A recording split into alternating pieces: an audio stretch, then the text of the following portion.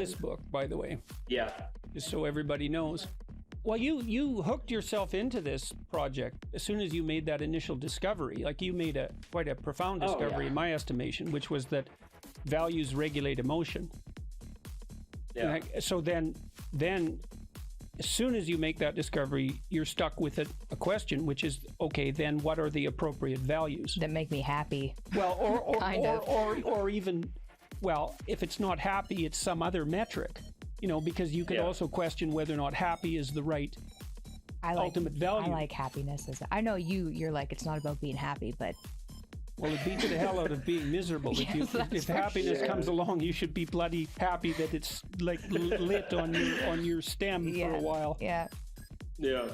But it's, and then as soon as you get into that question, it's turtles all the way down, right? Like that takes you into,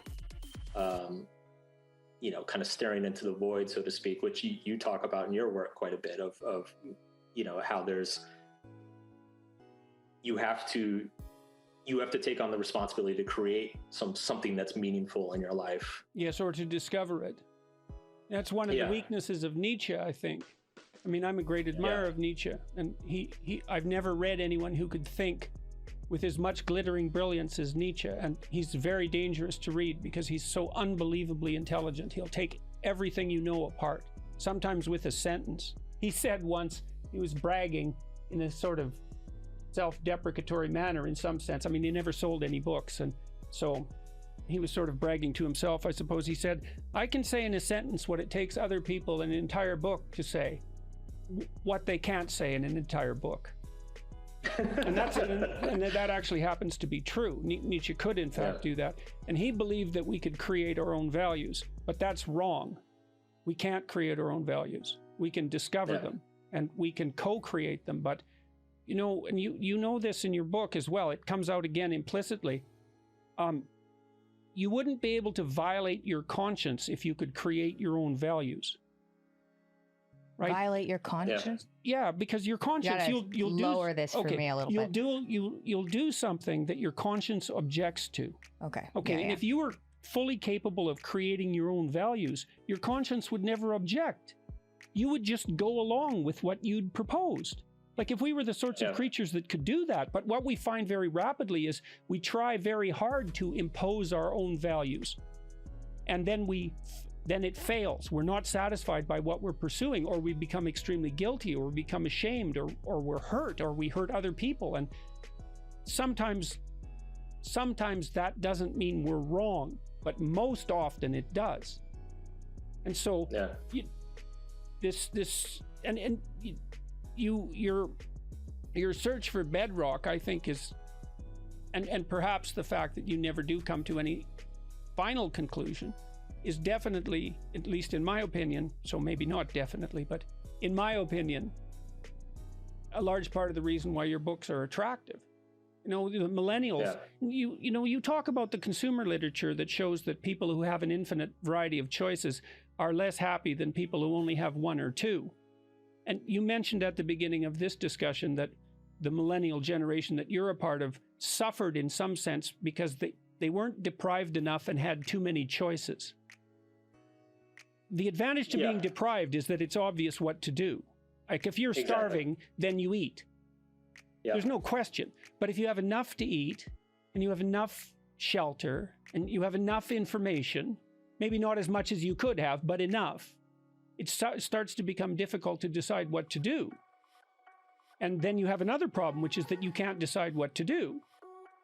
And then you have to start to investigate value. And that seems to me, even from your autobiographical comments, seemed to be what happened with you, and obviously so many other people. Absolutely.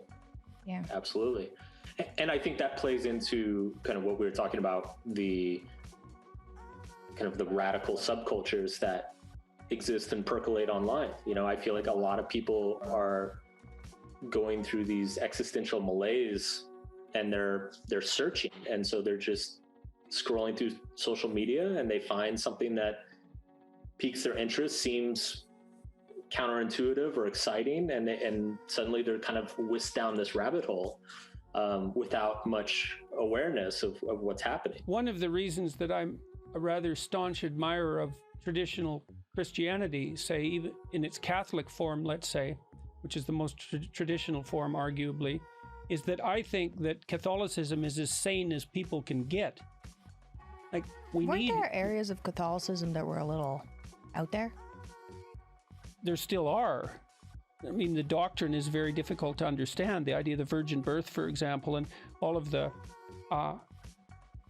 strange irrationality that goes along with a religious belief. But the problem is that we need something structured and irrational to protect us from even less structured and more irrational beliefs. That's my sense of it. We can't live in a fully rational world because we're not smart enough. We need something to fill in the gaps. And the advantage of a codified religion is at least that there's a unifying force behind it. And what you get now is this fragmentation and search for replacement for religious values. And there's not much difference. Well, a conspiratorial theory will offer exactly that, but none of the true benefits of a religious system, one that's evolved over time and that has a deep basis. Well, Mark, did you argue that some of the values you kind of inferred could potentially replace that? The religious values, you mean?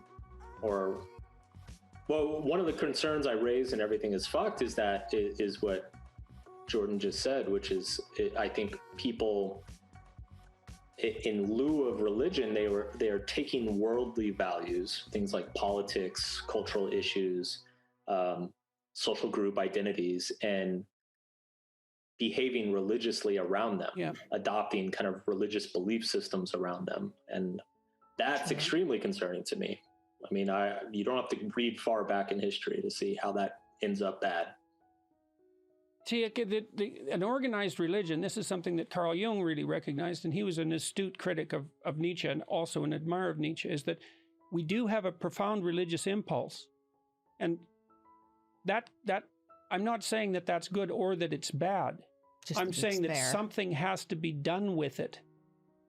And the advantage to a genuine religion is that